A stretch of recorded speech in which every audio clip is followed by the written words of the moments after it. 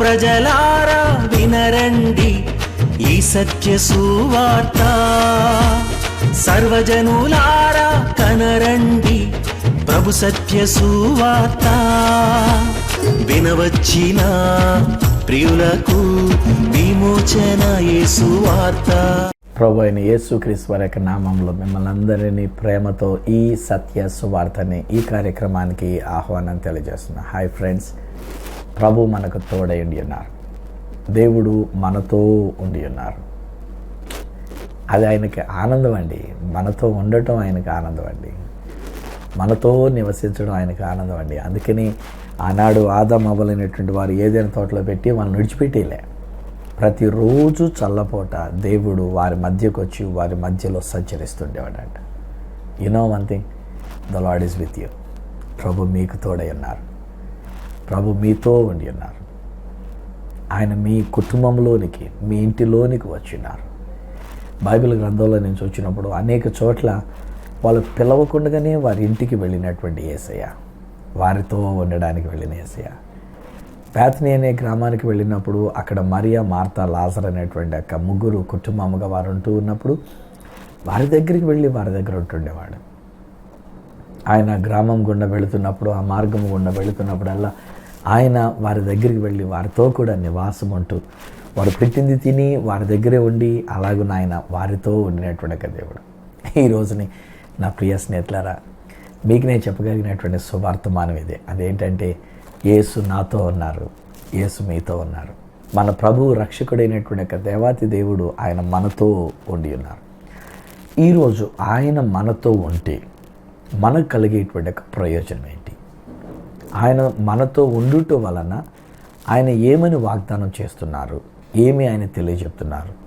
ఈ మాట ఒక విషయం, ఒక వచనంలో నుండి నేను మీతో మాట్లాడాలని ఆశపడుతూ ఉన్నా. వాస్తవానికి నేను ఇజ్రాయెల్ దేశం మాటికి వెళుతూ ఉన్నాను. ఆరాధన టీవీ ఛానల్ తరపున నేను ఇజ్రాయెల్ దేశాన్ని తీసుకొని వెళ్తూ ఉంటాను. హైదరాబాద్లో ఎయిర్పోర్ట్లో వాళ్ళని కలుసుకున్నప్పుడు అక్కడ వాళ్ళతో నేను మాట్లాడేటప్పుడు ఈ మాటనే ఒక వాగ్దానంగా వారికి నేను జ్ఞాపకం చేస్తాను. ఆదికాండం 28వ అధ్యాయము 15వ వచనంలో ఉన్నటువంటి ఒక మాటల్లో దేవుడని యెహోవా సెలవిస్తున్నటువంటి ఒక మాట. ఆదికాండము 28వ అధ్యాయం 15వ వచనంలో దేవుడైన యెహోవా యాకోబుతో మాట్లాడుతున్నప్పుడు ఆయన చెప్తున్నటువంటి ఒక మాట ఎలాగున అంటూ ఉంటాడు. ఆదికాండము 28వ అధ్యాయం 15వ వచనంలో ఉన్నటువంటి ఒక మాట. ఇదిగో నేను నీకు తోడయుండి నీవు వెళ్ళు ప్రతి స్థలమందు నిన్ను కాపాడుచు ఈ దేశమునకు నిన్ను మరల రప్పించేదను. నేను నీతో చెప్పినది నెరవేర్చు వరకు నిన్ను విడువను. నేను నీతోనే ఉంటాను. ఎంత అద్భుతమైన వాగ్దానం అండి. నిజానికి ఆయన మనతో ఉంటున్నారు అనేటువంటి ఒక మాట బైబిల్ గ్రంథంలో అనేక సార్లు అనేక మంది యొక్క జీవితాలలో వాడబడినటువంటి ఒక మాట. దేవుడు అతనికి తోడయుండి, దేవుడు యోసేపునకు తోడయుండి, దేవుడు దావీదునకు తోడయుండి, ఇలాగ అనేక మందిని గురించి రాయబడుతున్నటువంటి ఒక మాటలు దేవుడు తోడయుండి. దేవుడు యాకోబుతో చెప్తున్నటువంటి ఒక మాట ఏమంటే, ఓ యాకోబు, నీ వెళ్ళు ప్రతి స్థలమందును నేను నీకు తోడై ఉంటాను. నేను నిన్ను కాపాడుతూ ఉంటాను. మరలా ఈ దేశానికి నేను నిన్ను తీసుకొని వస్తాను. ఏం జరిగింది అని అంటే, వాస్తవానికి ఆ సన్నివేశాన్ని కనుక మనం ఆలోచించేసినట్లయితే, ఇస్సాకు అనేటువంటి ఒక తండ్రి దగ్గరికి యాకోబు, యాషోవులైనటువంటి వారు, ఇస్సాకు యాషోవుని పిలిచి అంటాడు, నాయన నేను నిన్ను ఆశీర్వదించాలనుకుంటున్నాను, మంచి వేటమాసం తీసుకునిరా, నేను తిని నిన్ను దీవిస్తాను. ఈ విషయం వినినటువంటి ఒక తల్లి రెబెక్కమ్మ ఏం చేసింది అని అంటే, చిన్న కుమారుడైనటువంటి యాకోబుని పిలిచి, యాకోబు దేవుని యొక్క సంకల్పములో ఉన్నాడు కనుక, దేవుని యొక్క ప్రణాళికలో ఉన్నాడు కనుక, అంతే తప్ప ఇది మోసం కాదు, నేను మోసమని నేను చెప్పజాలను, ఆయన దేవుని యొక్క సంకల్పంలో ఉండి ఉన్నాడు కనుక తల్లి ఏం చేసిందంటే యాకోబుని పిలిచి, నాయన మీ నాయనకి ఇష్టమైన రీతిలో నేను కూరొడ్డి పెడతా, మీ నాయన యాషావుని దీవిస్తానన్నాడు. అదేదో నిన్ను దీవించాలి నాయన, నీవు దీవించబడిన వ్యక్తిగా ఉండాలి కనుక వెళ్ళి ఒక మేకపల్లి తీసుకుని నేను చేస్తుంటే అప్పటికి ఈయన అంటాడు, అమ్మ ఒకవేళ ఆయన తడిమి చూస్తే అన్నయ్యకి ఒట్టి నిండా రోమాలు ఉన్నాయి కదా, ఒకవేళ నన్ను తడిమి చూస్తే అని చెప్పేసి, నీకెందుకు నేను చూసుకుంటాను కదా నాయన. సో ఎలాగో తీసుకుని వచ్చి మంచి వంట చేసి పెట్టి ఆ తండ్రి దగ్గర తీసుకుని వెళ్ళి పెట్టిన తర్వాత నేనే యాషవుని అని చెప్తే ఆయన తిన్న తర్వాత దీవెనలు అన్నీ ఇచ్చేశాడు. ఆ తర్వాత యాషా వెళ్తాడు, ఒక్క దీవెన మిగల. నిజాన్ని చెప్పాలంటే దీవెనకు బదులుగా నోరు తెరిచి సెలకల శాపాలే వస్తాయి పాపం యాషావుకి. అప్పుడు యాషావు కోపగించుకొని వాడిని చంపేస్తా, వాడిని నరికేస్తా, వాడు ఎక్కడున్నా సరే వాడు అంతు తేలుస్తా అని చెప్పేసి అని ఇలాగున ప్రగల్భాలు పలుకుతూ ఉంటాడు. లేకపోతే ఆయన కోపం కొలిది ఉక్రోషం కొలిది మాట్లాడుతూ ఉంటాడు. ఫ్రెండ్స్, ఈ రోజున బహుశా మీ బ్రదరే మీ మీద వ్యతిరేకంగా ఉండి అన్నారా కాదు? ఈ రోజున బహుశా మీ సొంత తోబుట్టు అయినటువంటి వారు మీకు వ్యతిరేకంగా తయారైనారేమో కాదు. చాలా జీవితాలు నేను చూస్తూ ఉన్నా. వాళ్ళ యొక్క కుటుంబాలలో వాళ్ళ యొక్క ఆస్తిపాస్తుల విషయంలో, ఆస్తి తగాదాల విషయంలో అన్నదమ్ములను కూడా చూసుకుంటలేదండి. ఒకళ్ళు చంపేసుకుంటున్నారండి, ఒకళ్ళ మీద ఒకళ్ళు కేసులు పెట్టుకుంటున్నారండి, ఒకళ్ళతో ఒకళ్ళు మాట్లాడుకోవటం లేదండి.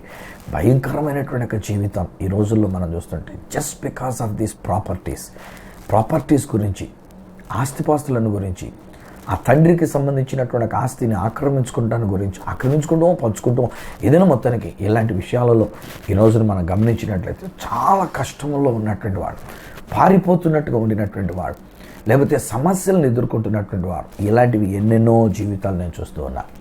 ఈలోనే దేవుడు అంటున్నాడు, నీవు దేవుని యొక్క ప్రణాళికలో ఉండి ఉన్నావు. దేవుడు నిన్ను ఆశీర్వదించాలని దేవుడు కోరుకొని ఉన్నాడు. దేవుడు నీ జీవితానికి ఒక ప్రణాళికను దేవుడు కలిగి ఉన్నాడు. ఒక మంచి ఉద్దేశాలని దేవుడు నీ జీవితంలో కలిగి ఉన్నాడు. అందుకు దేవుడు అంటున్నాడు కదా, నేను నీకు తోడై ఉంటా.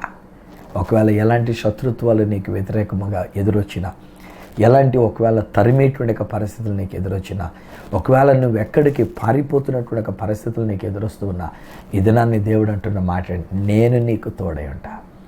నీవు వెళ్ళు ప్రతి స్థలమందును నేను నిన్ను కాపాడుతూ ఉంటాను. నువ్వు వెళ్ళు ప్రతి స్థలమందు నేను నిన్ను కాపాడుతాను. ఈరోజు నువ్వు ఒక కుటుంబంలో నేను మాట్లాడుతున్నా. బహుశా మీకు ట్రాన్స్ఫర్ వచ్చి ఉన్నది. భార్యను విడిచిపెట్టి మీరు ఒక దూర ప్రదేశానికి మీరు వెళ్ళవలసిన పరిస్థితి వచ్చింది. మీరు ఈ నా కార్యక్రమాన్ని చూస్తూ ఉన్నారు. మీతో నేను చెప్తున్నా, డోంట్ వరీ. ఇక్కడ నీ భార్యకు దేవుడు తోడై ఉన్నాడు, అక్కడ మీకును దేవుడు తోడై ఉంటూ ఉన్నాడు. అలాగనే ఒకవేళ ఒకరు దూర దేశానికి వెళ్ళి ఉన్నారేమో, ఇతర దేశాలకు వెళ్ళి ఉన్నారేమో, సాధారణంగా ఇదే వచనాన్ని ఎవరైనా నాకు అప్పగించబడినటువంటి సంఘ బిడ్డలైనటువంటి వారు ఇతర దేశాలకు వెళుతూ ఉన్నప్పుడు, సెలవులకని ఇంటికి వచ్చి మరలా తిరిగి వెళుతూ ఉన్నప్పుడు నేను ఈ వచనం చదివి వారిని దీవించి ఆదరించి నేను పంపిస్తూ ఉంటాను. డోంట్ వరీ, నువ్వు వెళ్ళు ప్రతి స్థలమందు దేవుడు నీకు తోడై ఉన్నాడు. నువ్వు పనిచేస్తున్నటువంటి స్థలమందు దేవుడు మీకు తోడై ఉన్నాడు. మీరు ఏ ఇంటిలో పనిచేస్తున్నారో ఆ ఇంటిలో దేవుడు మీకు తోడై ఉన్నాడు. ఏ ఆఫీసులో మీరు పనిచేస్తున్నారో ఆ ఆఫీసులో దేవుడు మీకు తోడై ఉన్నాను అని ఆయన వాగ్దానం చేస్తున్నాడు. ఏ కంపెనీలో ఒకవేళ మీరు పనిచేస్తున్నారో అక్కడ దేవుడు మీకు తోడై ఉన్నాడు. నీవు వెళ్ళు ప్రతి ప్రయాణములో దేవుడు నీకు తోడై ఉన్నాడు. బహుశా ఒక కుటుంబంలో ఒక వ్యక్తి మీరెప్పుడు ప్రయాణాలు చేస్తూనే ఉంటూ ఉన్నారు. మీ ఉద్యోగ ధర్మమే అది. అనేక చోట్లకి మీరు వెళుతూ ఉండాలి, అనేకమైన క్యాంప్స్కి మీరు వెళుతూ ఉండాలి.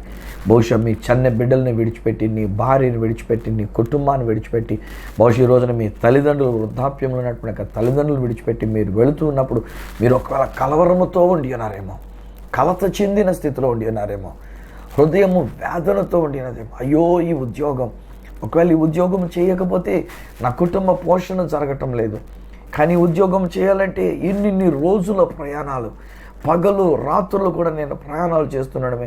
ఒక్క చోటని కాదండయ్యా, అనేక స్థలాలకి నేను ప్రయాణాలు చేయవలసి వస్తుంది. నేను బస్సులో ప్రయాణం చేస్తున్నప్పుడు, ట్రైన్లో నేను ప్రయాణం చేస్తున్నప్పుడు, కార్లలో, ఆటోల్లో నేను ప్రయాణం చేస్తున్నప్పుడు, నాకు ఏ విధమైనటువంటి సురక్షితం లేకుండా నేను ప్రయాణం చేస్తున్నప్పుడు, డోంట్ వరీ. ఈరోజు నేను మీతో చెప్పడానికి మీ ముందుకు వచ్చిన ఈ సత్య సువార్త ఏమనగా, నా దేవుడు వాగ్దానం చేశాయని చెప్తున్నాడు. నువ్వు వెళ్ళు ప్రతి స్థలమందును నేను నీకు తోడై ఉంటూ ఉన్నా, నేను నిన్ను కాపాడుతూ ఉన్నా. నేను అనేటువంటి అక్కడ దేవుడనేమో, నేను అంటే మళ్ళీ ఇక్కడ నేను కాదు సుమండి, నేను కూడా, నాకు కూడా ఆ దేవుని యొక్క తోడు నాకు కావాలి. నేను ఎక్కువ ప్రయాణాలే చేస్తూ ఉంటా. ఆల్మోస్ట్ నెలలో ఒక 20-25 దినాలు ఒక్కొక్కసారి బయట క్యాంపులుగా ప్రయాణాలు చేస్తూనే ఉంటాను. నేను ఒక రోజు ఇక్కడ ఉంటే మరొక రోజు మరొక దేశంలో, మరొక రోజు మరొక ప్రదేశంలో, మరొక రోజు మరొక స్థలంలో, ఒక రాత్రి ప్రయాణం చేస్తే పొద్దుటికి ఒక మీటింగ్లో, మళ్ళీ అక్కడ పగలు చేసుకున్న తర్వాత మళ్ళీ అక్కడ రాత్రి ప్రయాణం చేస్తే ఒక రాత్రి ఇటు నుంచి హైదరాబాదు, మరొక రాత్రి అటు నుంచి హైదరాబాద్ నుంచి వైజాగ్కి, మరొక రాత్రి వైజాగ్ నుంచి ఇంకో చోటికి, ఇట్లాగో నేను కూడా ప్రయాణాలు చేస్తున్నప్పుడు ఈ మాటే నన్ను ధైర్యపరుస్తుంది, ఈ మాటే నన్ను కాపాడుతుంది కూడాను. ఈరోజు నేను చెప్పగలనండి, ఎన్నెన్నో ప్రయాణాలు, మనం ఎన్నెన్నో ప్రమాదాలు వింటూ ఉన్నాం. బస్సులు కాలిపోతున్నటువంటి పరిస్థితులు, బస్సులు యాక్సిడెంట్ అవుతున్నటువంటి పరిస్థితులు, విమానాలు కూలిపోతున్నటువంటి పరిస్థితులు, ఎన్నో విషయాలండి. నా అనుభవాలు నేను ఎన్నెన్నో చెప్పగలనండి. ఈరోజు మిమ్మల్ని ధైర్యపరచడానికి నేను మాట్లాడాలంటే, విమానంలో ఎన్నోసార్లు ఒడిదుడుకులు ఎదురైనటువంటి పరిస్థితులు, టర్బులెన్స్ ఏదో అంటారు, విమానం ఊగిపోతూ గతుకుల రోడ్డులో బస్సు వెళ్తున్నట్లుగా భయంకరమైనటువంటి కదలికలు, భయంకరమైన కుదుపులు, ఇలాంటివి అనుభవిస్తున్నప్పుడు నేను ఒకటి అనుకుంటా, దేవా నేను నీ చేతుల్లో ఉన్నాను నాయన, నీవు నాకు తోడై ఉన్నావు నాయన, నన్ను బట్టి నీ విమానం అంతటినీ నువ్వు కాపాడుతున్నావు నాయన, ప్రమాదం జరగనివ్వకుండా నువ్వు కాపాడుతున్నావు కనుక తండ్రి నీకు స్తోత్రాలు అనుకుంటూ అలాగనే కూర్చొని దేవుని స్తుతించుకుంటూ ఉంటాను. అవతల చేరవలసిన దేశానికి చేరుకుంటూనే ఉంటాను. ఎన్నో ప్రమాదాలు ఎదురైనప్పుడు అలాంటి ప్రమాదాలలో నా దేవుడు నన్ను కాపాడుతూనే ఉండినాడు.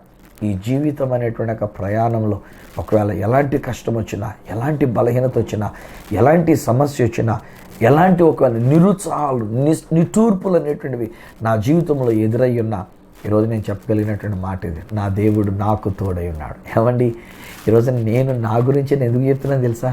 మీరు ధైర్యం తెచ్చుకోవాలని. బహుశా మీరు కూడా ఇలాంటి నిట్టూర్పులు ఎదుర్కొన్నారేమో కాదు. ఒక భార్య భర్తల కుటుంబాన్ని నేను చూస్తూ ఉన్నాను.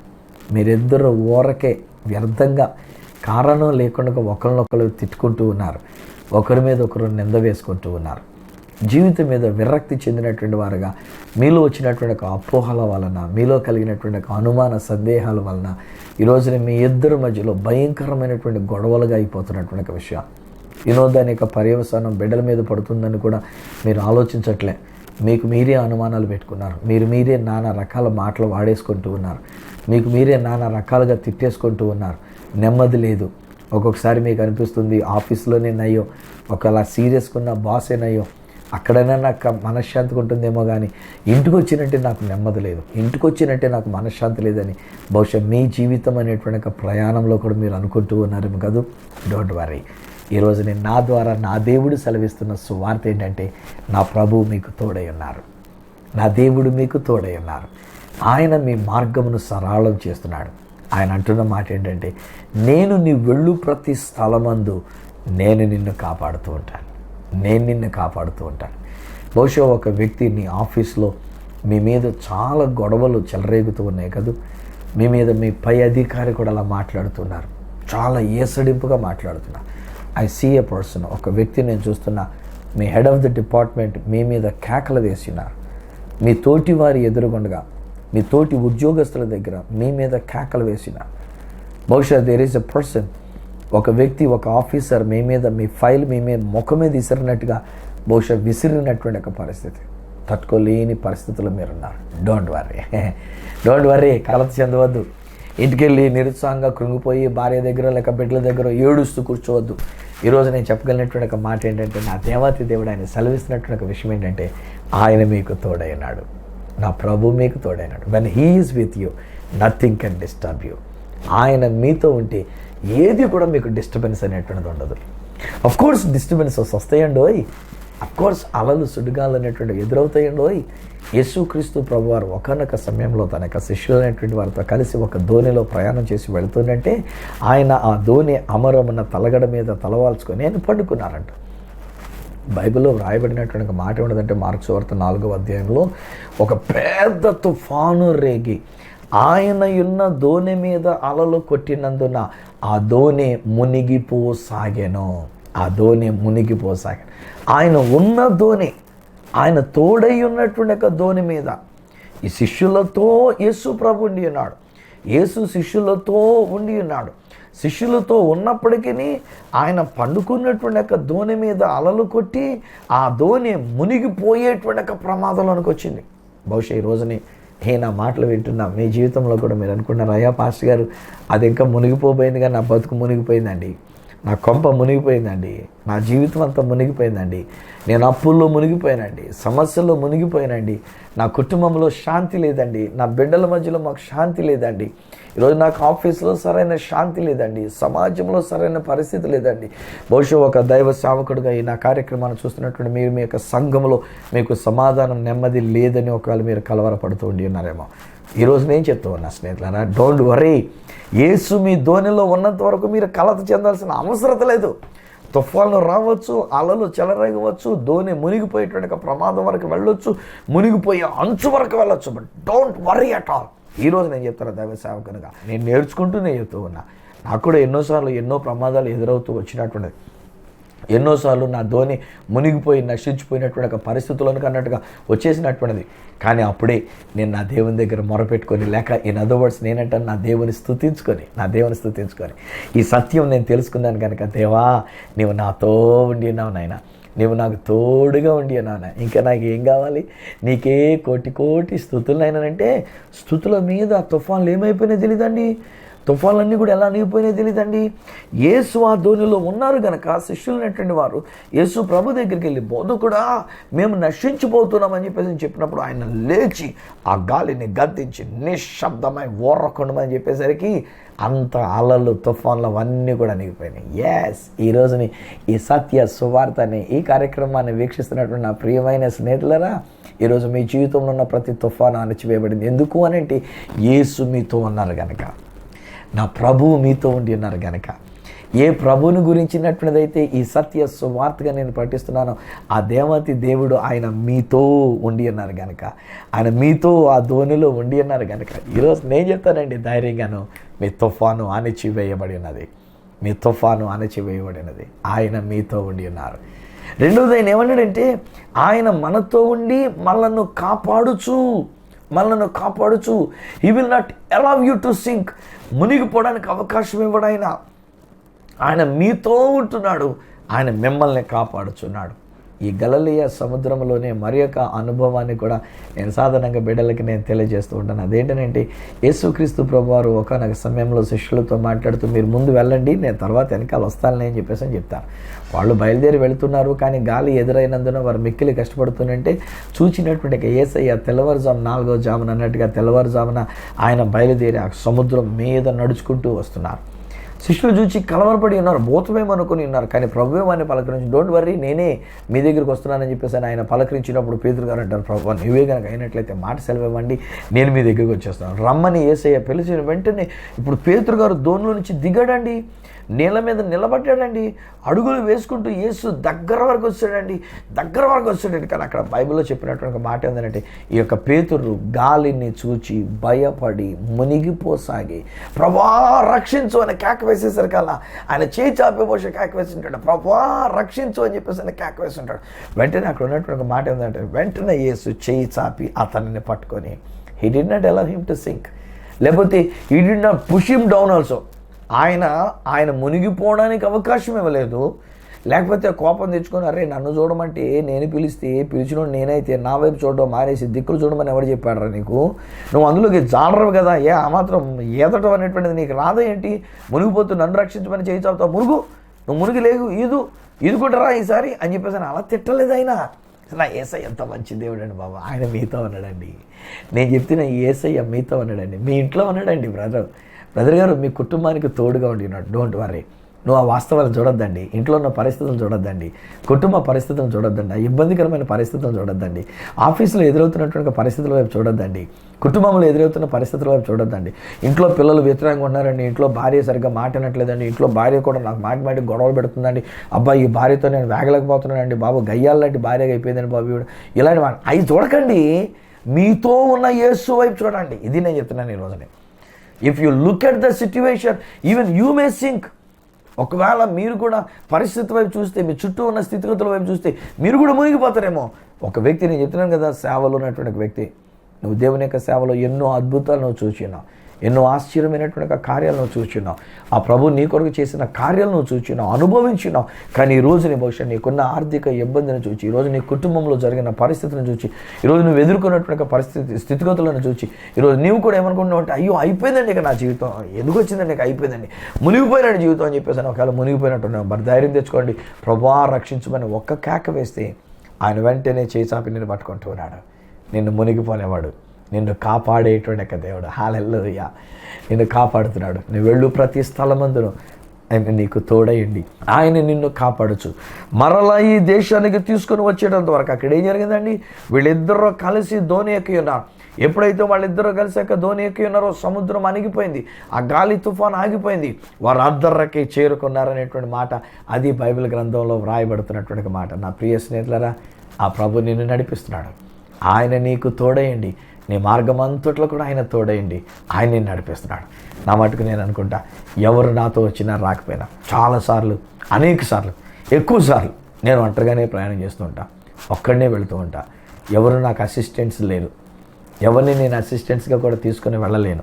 ఎవరైనా ఒకవేళ వేరే వాళ్ళు ఉంటే కనుక వాళ్ళతో పాటు వెళ్తే అది వేరే సంగతి. కానీ ఎక్కువ శాతం నా వంతు నేను ఒంటరిగానే వెళ్తూ ఉంటా.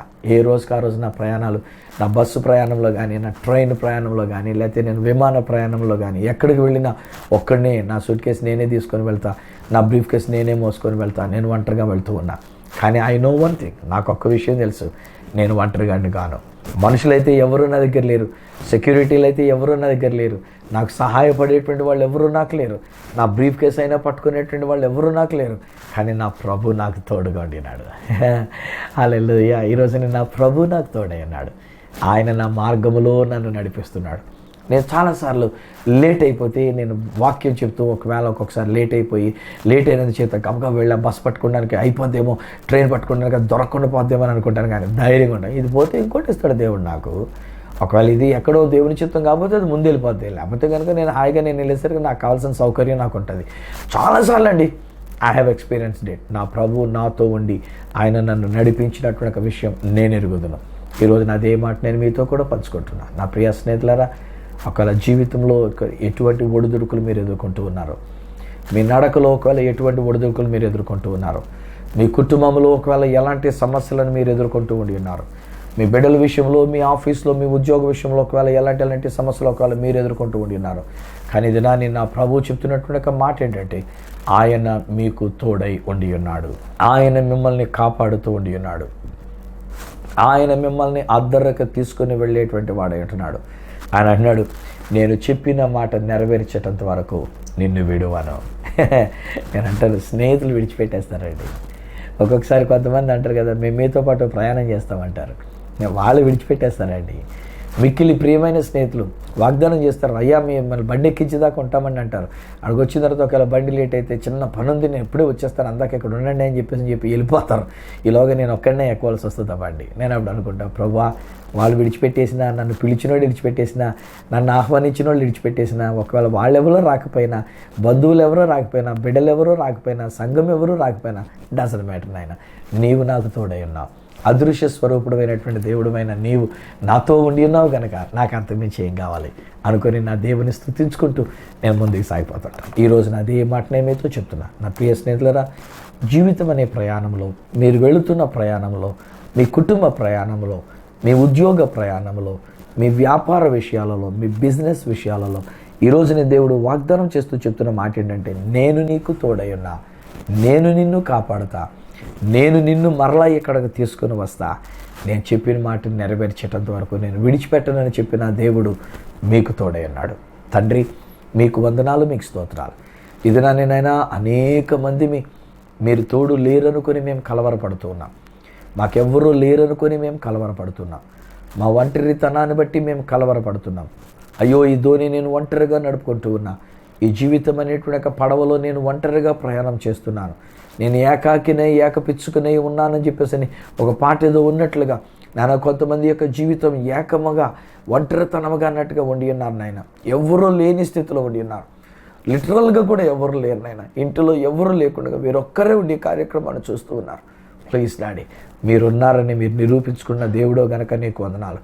మీరు తోడై ఉన్నారని నీ మాట నేను చెప్పా. మీ స్పర్శ, మీ సన్నిధి, మీరు అక్కడ ఉన్నారనేటువంటి ఒక ఉనికి అక్కడ మీరు అనుగ్రహించినందుకు నీకు వందనాలు. మీరు తోడై ఉన్నందుకు మీకు వందనాలు. యేసు నామములో ఈ బిడ్డలను నేను దీవిస్తున్నా, ఈ కుటుంబాన్ని నేను దీవిస్తున్నా, ఇక్కడున్న యవ్వన బిడ్డలను నేను దీవిస్తున్నా, నీ తల్లిదండ్రులైన వారిని నేను దీవిస్తున్నా. నీ సన్నిధి వీరితో ఉంచినందుకు నీకు స్తోత్రాలు మేము చెల్లించుకున్నాం. నీ సన్నిధి మాతో ఉంచినందుకు నీకు స్తోత్రాలు మేము చెల్లించుకున్నాం. మీరు తోడై ఉన్నారు కనుక నీకు వందనాలు నాయన. ఇక మీదట మేము కలవరపడం.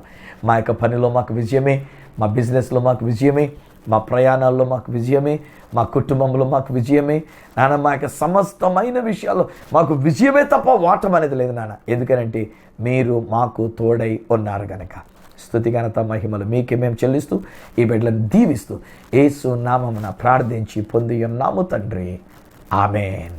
తండ్రి, కుమార, పరిశుద్ధాత్మలను దేవదేవుని దీవెన ఆశీర్వాదం ఆయన బిడ్డలమైనటువంటి మనకు యాకోబు వలె మన ప్రయాణంలోనూ మనం వెళ్ళు ప్రతి స్థలమందును మనకు తోడయుండి మనల్ని కాపాడి సంరక్షించును గాక. ఆమేన్, ఆమేన్. వెల్సినెర్లరా, ప్రభు మీకు తోడై ఉన్నారు. ఏమాత్రము కూడా కలవరపడకండి. ఆయన యొక్క సన్నిధి మీతో వస్తూ ఉన్నది. యాకోబుతో దేవుడు అన్నాడు, నేను నీకు తోడై ఉన్నా, నేను నిన్ను విడిచిపెట్టను అని చెప్పేసి దేవుడు సెలవిచ్చాడు. ఏం జరిగింది యాకోబు విషయంలో? యాకోబు వెళ్ళాడు, ఒక్కడుగా వెళ్ళాడు. అక్కడికి వెళ్ళిన తర్వాత ఒక అమ్మాయిని వివాహం చేసుకుని ఉన్నాడు. మామగారి చేత కూడా దీవించబడ్డాడు. మరలా తిరిగి వచ్చేటప్పుడు చెప్పబడుతున్న మాట్లాడి తెలుసండి, రెండొంతలైనటువంటి రీతిగా పెద్ద గుంపు. తర్వాత అధ్యాయంలో మనం చూసినట్లయితే అంటాడు యాకోబు గారి, చేతి కర్రతో నేను వెళ్ళాను, ఎంత గొప్ప సమూహముగా నేను వస్తూ ఉన్నా. భార్యల్ని, బిడ్డల్ని, ఆస్తిని, గొర్రెలు, మేకలు, పశువులు, ఒంటెలు, అనేక మంది పనివారిని రెండు గుంపులుగా చేసి వాళ్ళ అన్నగారి కొరకు ఒక గుంపు అన్నట్టుగా, ఆ తర్వాత ఉన్న వాళ్ళు కూడా కావాలంటే తీసేసుకో అన్నట్టుగా అంత విస్తారమైన రీతిగా దీవించబడి ఆయన తిరిగి వచ్చినటువంటి పరిస్థితి. ఈరోజు నేను మీకు కూడా చెప్తున్నాను ఫ్రెండ్స్, మిమ్మల్ని దేవుడు అలాగనే ఆశీర్వదిస్తున్నాడు. ఆయన మీకును తోడై ఉండి అన్నాడు. ఆయన మీతో ఉండి ఉన్నాడు, నాతో ఉండి ఉన్నాడు. నా ప్రయాణాల్లో నాకు తోడై ఉన్నాడు, నా కుటుంబంలో నాకు తోడై ఉన్నాడు, సంఘ పరిచర్లో నాకు తోడై ఉన్నాడు. నేను చేయు ప్రతి పనిలో నాకు కావాల్సిన అత్యధికమైనటువంటి విజయాన్ని ఆ దేవుడు నాకు అనుగ్రహిస్తున్నాడు. ఇది నాకు మీకు కూడా నేను చెప్తున్నాను. ఐ థింక్ ఇలాగో నేను మాట్లాడుతుంటే దేర్ ఈస్ ఏ ఫ్యామిలీ, ఒక కుటుంబం. మీరు మీ యొక్క చేపల చెరువులు, రొయ్యల చెరువుల విషయంలో మీరు కలవరపడుతూ ఉన్నారు. మీరు చాలా దిగులుతో ఉండి ఉన్నారు. ఏమోనండి బాబు, దేవుడు మాకు తోడైనాడో లేదో మేము చెప్పలేకపోతూ ఉన్నాం.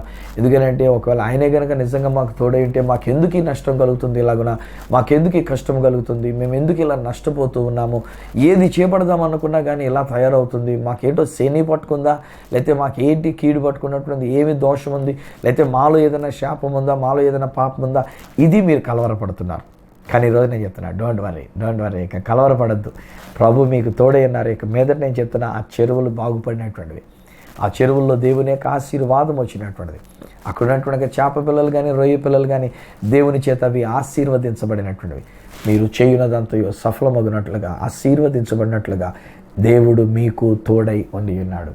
ప్రభు మీకు తోడై ఉండి ఉన్నాడు. జస్ట్ నమ్మండి అంతే.